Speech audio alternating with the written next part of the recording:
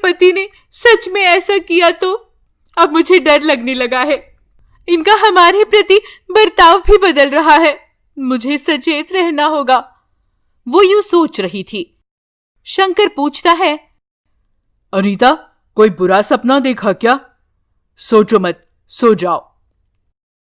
आप सो जाइए, यहां मुझे गर्मी हो रही है।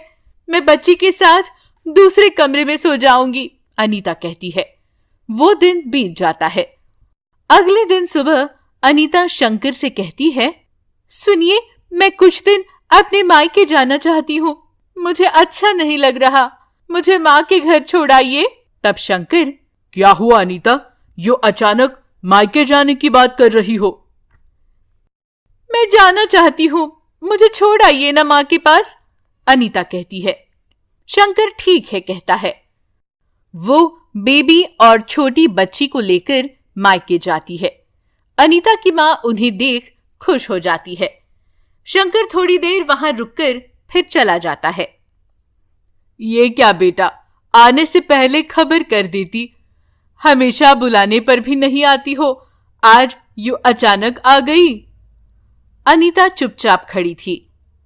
तेरी छोटी बेटी तो बिल्कुल तेरी तरह खूबसूरत है। उस पर बेबी, नानी, मैं भी तुम्हारी तरह सुंदर हूं ना? हाँ हाँ मेरी सोन परी, यूं कहकर नानी बेबी को प्यार करती है। कुछ दिन बीत जाते हैं।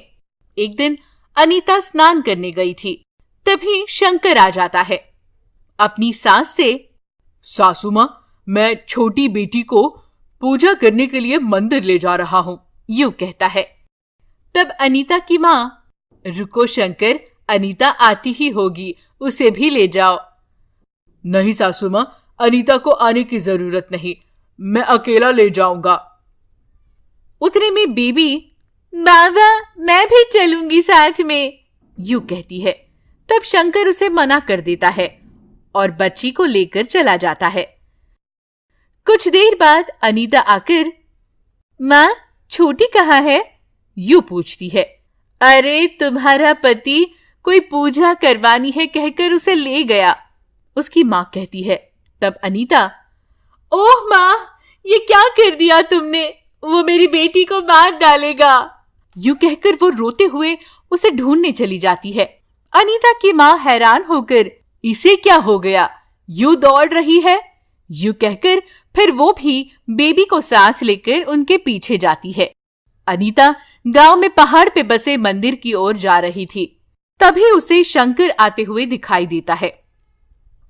वो उसे देख रोते हुए, कहाँ है मेरी बेटी?